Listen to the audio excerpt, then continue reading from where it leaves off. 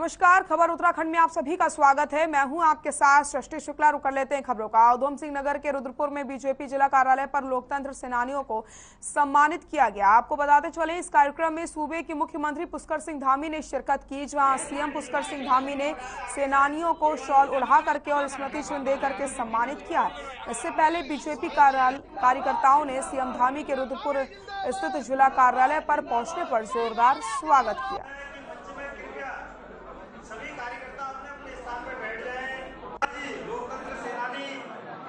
प्रधानमंत्री मोदी जी का बहुत धन्यवाद, बहुत उनका धन्यवाद करना चाहता हूँ कि प्रदेश के सभी विषयों पर, चाहे वो हमारा जीएसटी कंपनसेशन का मामला हो, चाहे हमारा एयरपोर्ट से जुड़े हुए मामले हो, बिजली परियोजनाओं की बात हो, मंदिर मानसखंड मंदिर माला मिशन की बात हो, या हरिद्वार को जो है एक नए स्वरूप में विकसित करने की बात हो, सभी पर माननीय प्रधानमंत्री जी से, गृह मंत्री जी से, रक्षा मंत्री जी से सभी विषयों पर हमारे राष्ट्रीय अध्यक्ष नड्डा जी का मार्गदर्शन किया है।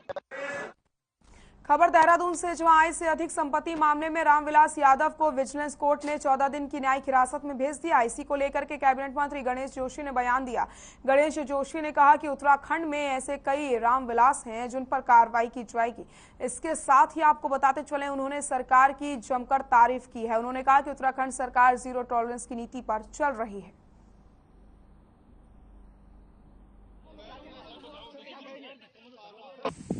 देखिए, रामविलास यादव तो उत्तर प्रदेश कैडर के आईएएस हैं और उत्तर प्रदेश से उनकी जांच चल रही थी। उत्तर प्रदेश के वो नौकर हैं। उत्तराखंड का तो उनका कोई लेना देना था नहीं। सारी जांच तो उत्तर प्रदेश के समय से उनकी चल रही थी। यहाँ की सरकार ने कोई नया नहीं किया, कोई बहुत बड़ा कमाल नहीं कर दिया है। और जहाँ तक गणेश जोशी जी की बात है कि उन्होंने कहा कि हमारे पास कई रामविलास यादव हैं, तो मैं तो ये पूछना चाहता हूँ, रामविलास यादव हैं कहाँ? विगत 5 वर्षों से 6 वर्षों से उनकी सरकार उत्तराखंड में काम कर रही है। जीरो टॉलरेंस की बात करते हैं। अगर ऐसे कहीं है तो ये कहाँ छिपा के रखे हैं? कृपया उनको भी बाहर निकालिए। जो धामी 2 की सरकार चली हुई जीरो टॉलरेंस पर चल रही है, मैंने उसी से अनुरोध किया था और उन्होंने तुरंत एक्शन लेते हुए उनको सस्पेंड किया, गिरफ्तार हुए। यही नहीं, मैंने पहले भी कहा था, कोई भी हो, ये तो एक रामविलास है, कई रामविलास यहाँ पर हैं, और कहीं पर ऐसा कोई पाया जाएगा तो उसके खिलाफ कार्रवाई होगी। ये संदेश इस कार्रवाई ने। उत्तराखंड के बाजपुर में पत्नी पर धारदार हथियार से हमला करने के आरोप में पति को पुलिस ने गिरफ्तार कर लिया। साथ ही आरोपी पति के पास से एक चाकू और एक पाटल बरामद हुआ है। पुलिस ने आरोपी पति को न्यायालय में भेज दिया है।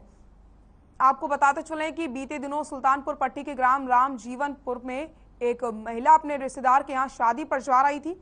तभी उसके पति गुड्डू ने धारदार हथियार से अपनी पत्नी पर हमला कर दिया था, जिसके बाद महिला ने पुलिस को तहरीर देकर के कार्रवाई की मांग की थी। पुलिस ने महिला की तहरीर पर आरोपी पति के खिलाफ मुकदमा दर्ज करके उसकी तलाश शुरू कर दिया, जिससे अब गिरफ्तार कर लिया गया है।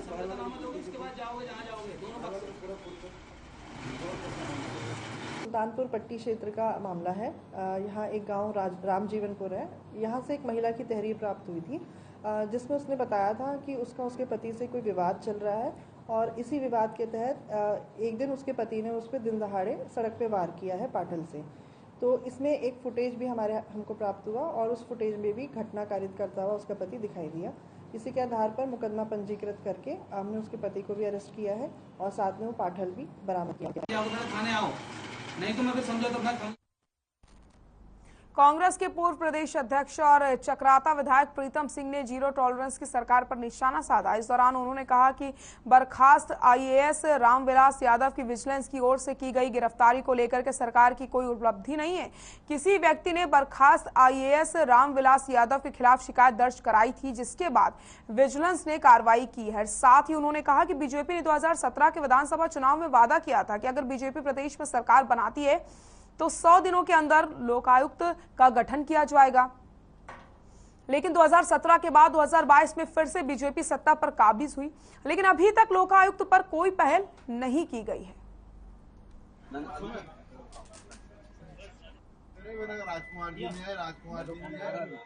देखिए, यादव के मामले में अगर सरकार अपनी पीठ थपथपाने का काम कर रही है तो मैं इससे कदापि इत्तेफाक नहीं करता।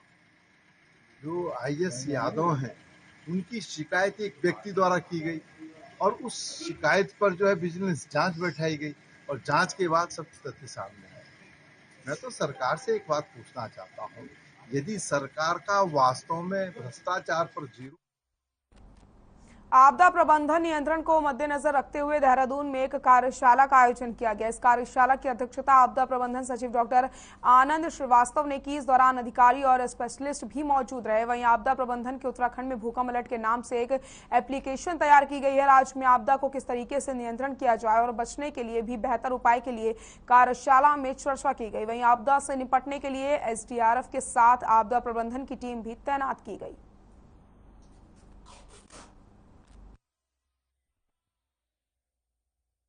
जैसे आप सभी जानते हैं कि मीडिया का रोल सबसे महत्वपूर्ण होता है किसी भी डिजास्टर में, क्योंकि आपदा आने पर सबसे जैसे हमारे पास सूचनाएं आती हैं हम आपको वो करते हैं। तो किस प्रकार के राहत और बचाव कार्य किए जा रहे हैं, इससे आम जनता को अवगत कराने में मीडिया का बहुत बड़ा रोल है। कई बार ऐसा होता है कि हमारे पास से पुष्ट सूचनाएं समय की कमी की वजह से शुरू में नहीं पहुंच पाती हैं, जिससे हमें लगता था हमेशा कि एक बेहतर कोऑर्डिनेशन होना चाहिए मीडिया के बीच में और आपदा प्रबंधन विभाग के बीच में। राजधानी देहरादून में 25 जून 1975 को देश में लगाई गई इमरजेंसी को बीजेपी काला दिवस के रूप में मना रही है। आपको बता दें, बीजेपी हर साल इस दिन को इमरजेंसी के विरोध में कार्यक्रम आयोजित करती है। वहीं कारगी चौक स्थित कृष्णा गार्डन में भी आपातकाल के विरोध में बीजेपी की ओर से कार्यक्रम किया गया, जिसमें बीजेपी प्रदेश अध्यक्ष मदन कौशिक, धर्मपुर विधायक विनोद चमोली समेत कई अन्य कार्यकर्ता मौजूद रहे। इस दौरान मदन कौशिक ने कहा कि 25 जून 1975 का काला इतिहास हम जनता के सामने रखते हैं। ये भारत के लिए ऐसा काला अध्याय था जिसकी कल्पना भी नहीं की जा सकती।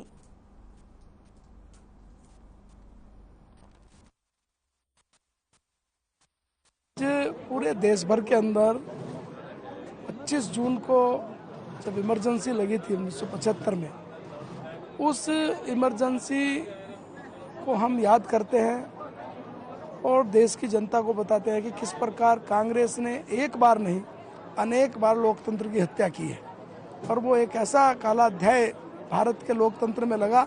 शायद अगर आज भी कांग्रेस की पीढ़ी माफी मांगे जनता से, शायद वो भी कम।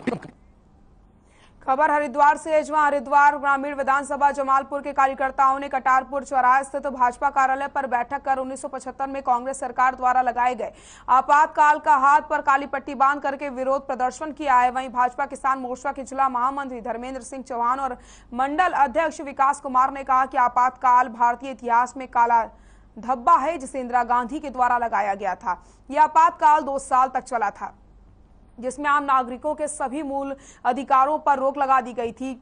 इस दौरान उन्होंने लोकतंत्र का गला घोट करके हत्या की थी। वहीं अब आगे किसी भी सरकार में ऐसी स्थिति उत्पन्न ना हो, उसी को देखते हुए आज हमारे द्वारा लोगों को जागरूक किया जा रहा है। हमारी जो सरकार चल रही है उसके द्वारा इमरजेंसी का विरोध किया जा रहा है, इसका विरोध हो रहा है। और आपातकाल एक ऐसी स्थिति होती है कि जिसमें जो हमारे संवैधानिक अधिकार होते हैं या हमारे जो जितने भी अधिकार होते हैं उस सबको छीन लिया जाता है। आपातकाल किसी देश के अंदर काला धब्बा होता है और वो काले धब्बे को लगाने का काम इंदिरा गांधी के द्वारा किया गया। आज तक की जब तक हमारा देश स्वतंत्र हुआ उससे के इतिहास में एक बार आपातकाल लगा और वो आपातकाल भी किसी जो प्रधानमंत्री था इंदिरा गांधी कांग्रेस की प्रधानमंत्री के द्वारा लगा गया। और 70 सालों में कांग्रेस ने पीछे धकेलने का काम किया देश को। और आज मोदी जी के नेतृत्व में, भारतीय जनता पार्टी के नेतृत्व में ये देश आगे बढ़ रहा है। को देखते पूरे देश के अंदर उस समय इमरजेंसी लगा दी गई थी और इमरजेंसी लगभग 2 साल रही है। उस 2 साल में देश की स्थिति इतनी नाजुक हो गई थी कि हम उजड़ चुका था हमारा देश। सभी जो गरीब व्यक्ति थे उनको जबरदस्ती घर से उठा लिया गया था, खाने के लिए मोहताज थे। कुल मिलाकर बात यह कहे जा कि इंदिरा गांधी का ये विश्व में सबसे गलत फैसला रहा जितने भी प्रधानमंत्री विश्व के अंदर बने हैं। भारत को ही छोड़िए, आज तक किसी देश में इस तरह की इमरजेंसी 2 साल नहीं रही है। कांग्रेस के शासनकाल के दौरान लगाई गई इमरजेंसी के विरोध में लक्सर के बीजेपी के पदाधिकारियों और कार्यकर्ताओं ने सड़कों पर उतरे हैं और इस दौरान उन्होंने कांग्रेस पार्टी का पुतला फूंका और जमकर नारेबाजी की। वहीं प्रदर्शन के दौरान बीजेपी के पदाधिकारियों ने कांग्रेस पर आरोप लगाते हुए कहा कि कांग्रेस ने इमरजेंसी लगाकर देश की जमीन को एक बड़ा जख्म दिया है, जिसे भुलाने से कभी भी नहीं भुलाया जा सकता।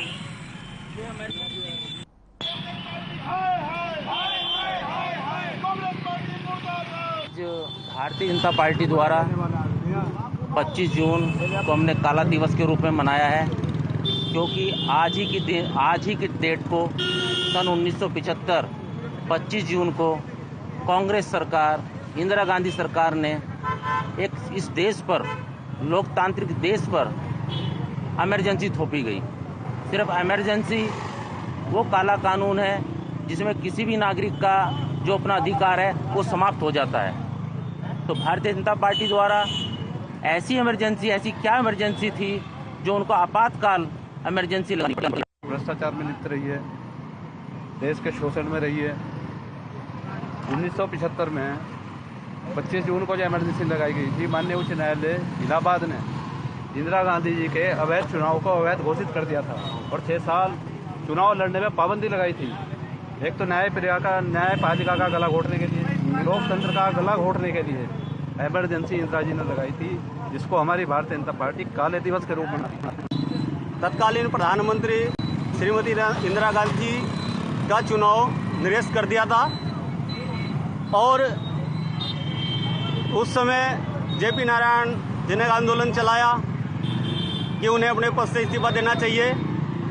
तो इंदिरा गांधी जी ने अपने पद से इस्तीफा ना देकर देश के अंदर इमरजेंसी लगाई और देश में जो बड़े बड़े राजनीतिक लोग थे, विरोधी लोग थे, जिन्हें जनता का समर्थन प्राप्त था, उन्हें सबको जेलों में ठूस दिया। आपातकाल विरोधी दिवस मनाते हुए कांग्रेस पर कई गंभीर आरोप लगाए। कार्यक्रम के तहत बीजेपी कार्यकर्ताओं ने हाथ में काली पट्टी बांध करके विरोध प्रदर्शन किया। इस दौरान विधायक देवान सिंह बिष्ट ने कार्यकर्ताओं को संबोधित करते हुए कहा कि 25 जून 1975 को देश की तत्कालीन प्रधानमंत्री स्वर्गीय इंदिरा गांधी ने अपनी सरकार को बचवाने के लिए देश में आपातकाल लगाया था, जिसको लेकर के देश में अराजकता का माहौल उत्पन्न हो गया था। तो वहीं कांग्रेस ने लोकतंत्र की हत्या करने का काम किया। आगे उन्होंने कहा कि आज देश के प्रधानमंत्री नरेंद्र मोदी कारों को लेकर के भी देश की जनता पूरी तरीके से बीजेपी के साथ एकजुट होकर खड़ी है और जनता पूरी तरीके से सरकार की योजनाओं का लाभ भी ले रही है। 2000 से ज्यादा लोगों की गलत ऑपरेशन के कारण, क्योंकि सारे लोग तो जेल के अंदर बंद थे और सस्पेंड कर दिया गया। 25 जून आज ही के दिन 1975 को तत्कालिक कांग्रेस सरकार ने, आदरणीय श्रीमती इंदिरा गांधी जी ने इस देश में आपातकाल थोपा था। संविधान की अवमानना करते हुए, प्रजातंत्र की अवमानना करते हुए, केवल अपनी सत्ता के लिए, अपनी सरकार बचाने के लिए जो सरकार से देश का उन्होंने अपमान किया। उत्तराखंड के ग्रामीण क्षेत्रों में भी खेतों में काम करने की अनोखी परंपराएं देखने को मिलती हैं। जहां एक तरफ लोग पलायन कर रहे हैं, वहीं आज भी स्वाट गांव के लोग हुड़की बॉल से खेतों की गुड़ाई, निराई और रोपाई करते हैं। पर्यावरणविद वृक्ष मित्र डॉक्टर त्रिलोक चंद सोनी ने बताया कि जब गांव के लोगों के पास आय का कोई स्रोत नहीं था तो वो खेतों में निर्भर रहते थे।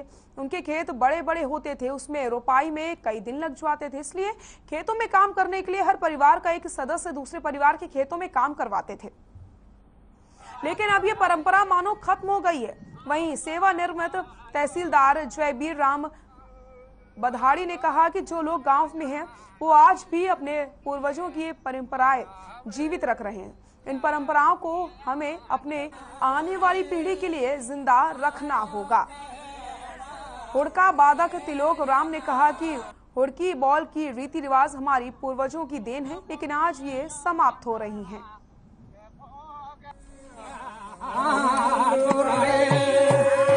उत्तराखंड के ग्रामीण क्षेत्रों की भी देखने में अलग परंपराएं हमको नजर आती हैं। हमारे पूर्वजों की जो ये परंपराएं हैं आज भी हमारे वर्तमान समय में भी वो हमारे गांव में जीवित है। आज मैं जनपद चमोली के दूरस्थ क्षेत्र ग्राम सवाड़ में आया हुआ हूं और यहाँ ग्रामीण क्षेत्रों का जो यहाँ पर गुड़ाई निराई का काम किया जाता है वो हुड़की बॉल के माध्यम से किया जाता है। तो हमारे यहाँ पर पुरानी परंपराओं को जीवित बनाए हुए हैं त्रिलोक राम जी, उन्होंने हुड़की बॉल के माध्यम से आज खेतों की गुड़ाई की है। इसके पीछे का मंतव्य यह है कि लोग गुड़ाई करते समय थके नहीं, किसी तनाव में न रहें और खुशी दिल से जो है कि वो खेती का काम पाए। हुड़की बॉल का जो ग्रामवासियों ने जो सहयोग हमको दिया और ये हुड़की बॉल हमारी एक पुरानी परंपरा से पूर्वजों से चली आ रही है और अभी मैं सब ग्रामवासियों से ये अनुरोध करता हूँ कि अपनी पुरानी परंपराओं को कभी मत छोड़ना, ऐसे चलाते रहना। इस गांव की परंपरा, इस किसान की परंपरा को अपने कार्यकाल में भी, अपने जीवन में भी, अपनी माताएं बहनें से भी कार्यक्रम को गुड़ाई निलाई खेती का काम कि उड़िया बॉल के माध्यम से हम लोग इस काम को करते हैं। आज भी करेंगे, भविष्य में भी इसको करते ही रहेंगे। इसको कभी हम अपने वहाँ से लुप्त नहीं होने देंगे। अल्मोड़ा में पंचायत उपचुनाव 27 जून को होना है। ग्राम प्रधान के उपचुनाव के तहत जिले में नामांकन प्रक्रिया पूरी हो चुकी है। जिले की 42 ग्राम सभाओं में से 26 ग्राम प्रधान निर्विरोध निर्वाचित घोषित किए गए, जबकि 7 ग्राम सभाओं में किसी ने भी नामांकन नहीं करवाया। वहीं बाकी की 10 सीटों पर सीधा मुकाबला 27 जून को होना है। आपको बताते चलें कि मतदान के लिए 12 बूथ बनाए गए हैं, जिसमें पीठासीन अधिकारी और सुरक्षा कर्मियों की तैनाती की जाएगी।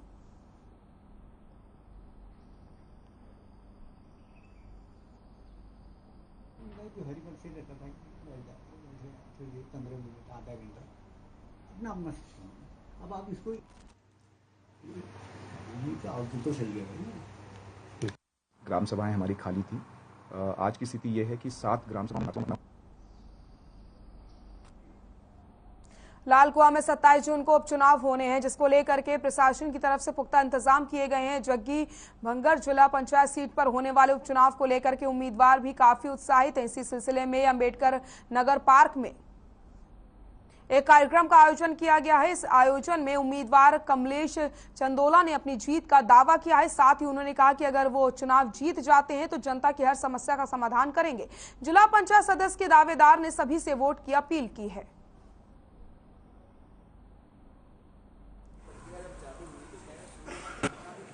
देखिए, चुनाव जब हम जनता के मध्य जा रहे हैं, जनता के बीच जा रहे हैं, तो काफ़ी सारी जनता की समस्याएं हम उसको रोज़ नोट कर रहे हैं और काफ़ी सारी समस्याएं मुख्य रूप से सड़क, पानी और बिजली को लेके जनता की हैं। साथ ही साथ इस क्षेत्र में आवारा पशु प्लस जंगली जानवरों से होने वाले नुकसान को लेकर भी जनता बड़ी चिंतित है। बड़ा नुकसान हमारे किसान भाइयों को होने जा रहा है और उसके साथ साथ इस क्षेत्र में इस बीच आए काफ़ी सारे आंधी तूफान और बड़े बड़े तूफान आए हैं, तो उसके कारण कुछ किसान अपने भाइयों किसान भाइयों की या कुछ गरीब परिवारों की झोपड़ियाँ भी एक बार बनाते हैं, फिर पुनः तूफान आता है, फिर से वो ध्वस्त हो जाती हैं। तो ऐसी आर्थिक शौचालय कई गरीब परिवार का शौचालय नहीं है, तो निश्चित रूप से काफ़ी सारी समस्याएं जो जनता की है वो रोज़ देखने को मिल रही है और कहीं न कहीं वो ध्यान में रखकर उनको नोट करते हुए प्राथमिकता हमारी ये है कि जनता हमारे कार्यों को मोहर लगाती है, विश्वास जताती है, तो प्राथमिकता ये रहेगी कि इन्हीं कार्यों का सर्वप्रथम निराकरण किया जाए।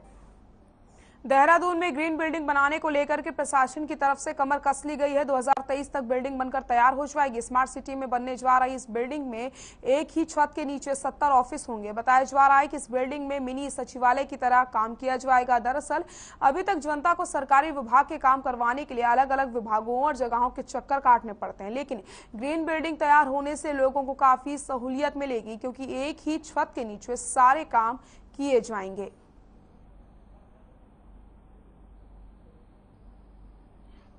आने वाले समय में जैसे लगभग 206 करोड़ का था इनिशियल इसकी लागत थी और कार्यदायी संस्था इसमें CPWD है और टेंडर करने के बाद इसके जो रेट्स हैं वो 138 करोड़ है और तो फिलहाल अभी 138 करोड़ में ये बिल्डिंग बनेगी। लक्ष्य कब तक है? ये स्मार्ट सिटी के तहत हमें सभी प्रोजेक्ट्स जून 2023 के अंदर कंप्लीट करने हैं, तो ये लक्ष्य इसके लिए भी फिट बैठता है, स्मार्ट बिल्डिंग के लिए भी। लेकिन इसमें अभी क्योंकि लैंड रिलेटेड हमारे इश्यूज हैं, तो कोशिश ये रहेगी कि वो लार्जर जो टारगेट है हमारा जून 2023 का, उसके अंदर हम लोग काम कंप्लीट करें। अभी जिला स्तर के भी ऑफिस हैं। हरिद्वार में आने वाले कांवड़ मेले में भी भारी भीड़ उमड़ने का अनुमान लगाया जा रहा है। कांवड़ मेले को सकुशल संपन्न कराने के लिए प्रशासन ने भी कमर कस ली है। कांवड़ मेले का आयोजन अच्छे से निपटे, इसके लिए हरिद्वार के CCR भवन में बैठक का आयोजन किया गया है। आपको बता दें, CCR भवन में शासन और होटल धर्मशालाओं से जुड़े व्यापारियों की बैठक हुई। व्यापारियों से उनके सुझाव मांगे गए। बैठक में व्यापारियों ने बैटरी रिक्शा और टेम्पो के कारण लगने वाले जाम का जिक्र किया। साथ ही ऑनलाइन ठगी और अतिक्रमण जैसी कई समस्याओं का भी मुद्दा उठाया है।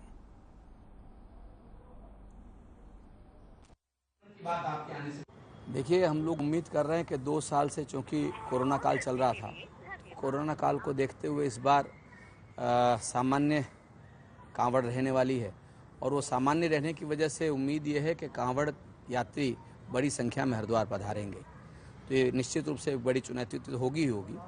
लेकिन साथ साथ दूसरी दिक्कत हरिद्वार में ये भी है कि हरिद्वार में जो ट्रैफिक को लेकर परेशानी आ रही है बार बार, उसको लेकर जब तक एक वृहद कार्य योजना नहीं बनाई जाएगी तो निश्चित रूप से कांवड़ हो या अन्य सोमवती अमावस्या या अन्य मेले हों, उन पर ये परेशानी हमेशा बनेगी। आज कांवड़ को लेके ये लगातार बैठक चल रही है। कल व्यापारी बंधुओं के साथ हमारी बैठक थी, आज होटल एसोसिएशन और धर्मशाला एसोसिएशन के साथ हमारी बैठक थी। इनके कंसर्न को भी हम लोग जाने और अपनी बातें भी रखें कि कांवड़ के दौरान हमें कैसा कैसा सहयोग इनसे चाहिए। एक ये नॉर्मल बैठक का दौर चल रहा है, लगभग सारे जो स्टेक होल्डर्स हैं कांवड़ से रिलेटेड, उनसे सबसे बातचीत होगी। आज इन्होंने कुछ इशूज अपने रेज किए कि इनके साथ ऑनलाइन फ्रॉड हो रहा है, उसके लिए इनको बताया गया कि आप क्या क्या बैंक में क्या क्या अपने प्रिकॉशंस ले सकते हैं। हमारे भी कुछ सुझाव थे, हमने भी कुछ सुझाव दिया है। जो जाम लगते हैं यात्रा के समय, उसमें जाम में जैसे हमारे हरिद्वार के अंदर, जिला हरिद्वार में लगभग 2500 अवैध वाहन चल रहे हैं जुगाड़, हमने उसकी आवाज़ उठाई है। कुछ अवैध रूप से ई रिक्शा भी चल रही है और जो जुगाड़ चल रहे हैं वो चोरी की बाइक चोरी करके उनका जुगाड़ बनाते हैं, उन पर माल लोडिंग करते हैं, माल लोडिंग करके खुलेआम घूम रहे हैं। उनके खिलाफ ना तो सीपीओ कोई कार्रवाई कर पाती, ना ही पुलिस प्रशासन की तरफ से हो रही है, तो वो अवैध रूप से उनके पास कोई दस्तावेज भी नहीं है। दूसरा सर मेरा विषय ये था कि हम लोग ये अभी अतिक्रमण की बात आपके आने से पहले कुछ स्थान ऐसे हैं जहाँ पार्किंग नहीं भी अवेलेबल है, तो कम से कम इतनी सुविधा मिल जाए कि वहां तक पहुंचने के लिए। लक्सर के सिधड़ू गांव में लोगों का गंदगी से बुरा हाल है। आलम यह हो चला है कि गांव की नालियों में साफ सफाई नहीं होने से गंदा पानी ओवरफ्लो होकर सड़कों पर बह रहा है। दिक्कतों को झेल रहे ग्रामीणों का कहना है कि जलभराव और गंदगी के कारण इलाके में मच्छर भी काफी हो गए। वहीं लोगों को डेंगू और मलेरिया जैसी बीमारी का भी खतरा सता रहा है। लोगों ने कई बार इसकी शिकायत भी की है, लेकिन कोई समाधान आज तक नहीं हुआ। वहीं अब लोगों ने मामले की शिकायत लक्सर के उप जिलाधिकारी को दे दी है, जिन्होंने भरोसा दिलाया है कि जल्द ही समाधान किया जाएगा।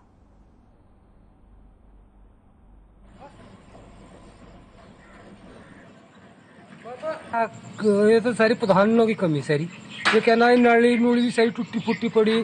कुछ ये टंकी लगी गांव में, टंकी के हिसाब से सारा नुकसान हुआ पड़ा। उन तो लेकर उन तक सारे में पानी भरा पड़ा। इधर भी मंदिर की तरफ भी इधर ही पानी भरा पड़ा सारे में। ये बता कैसे रोका यहाँ से। ये टंकी लगी, ये सारी सड़क सारी तोड़ के रखी, ठीक करने वाला कोई है नहीं यहाँ से।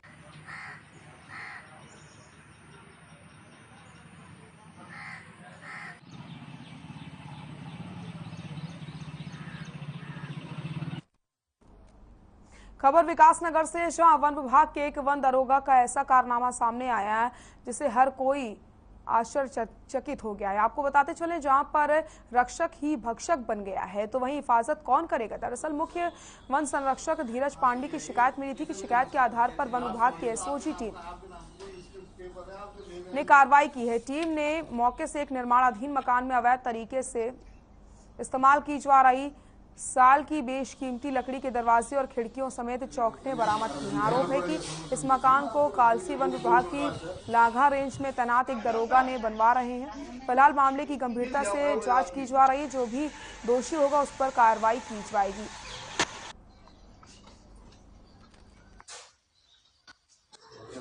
इसमें हमें जो है कि सीएफ शिवालिक सर्किल सर्विस द्वारा सूचना दी गई कि धीरज तोड़नाला वो वाला में जो है कि कुछ लकड़ी चिरान की हुई पड़ी है।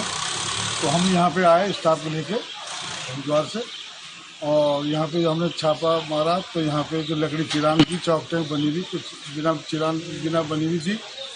तो हमने इनसे इसके वैध कागज मांगे तो ये कोई भी चिरान का पेपर नहीं दिखा पाए। मात्र इनके पास एक गोल्ड प्रकाश का किसी दूसरे के नाम रवाना है। और इसमें जो है कि हमने जो कि संबंधित वन अधिकारी सैंसपुर मौके पे बुलाए गए, उनके स्टाफ हैं, और सारा माल जब्त कर एक मशीन जो है यहाँ पे छोटी मशीन वो भी जब्त कर दी गई है और सुपुर्दी में दे दी गई है। इसका जब भी इसका वैध कागज दिखा पाएंगे उसके अपराधी। खबर उत्तराखंड में फिलहाल के लिए इतना ही। देखते रहिए हर खबर। नमस्कार।